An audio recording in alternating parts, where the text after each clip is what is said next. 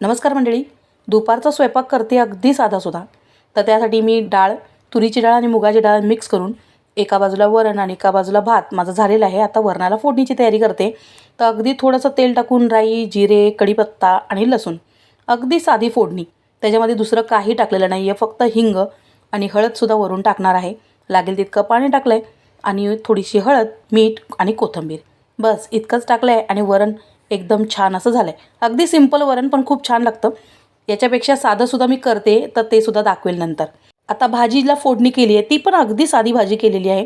त्याच्यामध्ये फक्त मी जिरेची फोडणी केली होती आणि थोडासा लसूण, कढीपत्ता आणि कांद्याला फोडणी दिली होती आणि हिंग आणि एक टमाटा टाकला होता. आता त्याच्यामध्ये मी पाव किलो फ्लावर टाकलेला आहे आणि 2च छोटे छोटे बटाटे टाकलेत.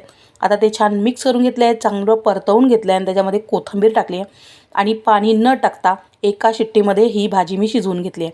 या भाजीत जसं मी काहीच एक्स्ट्रा टाकलेलं नाही आहे.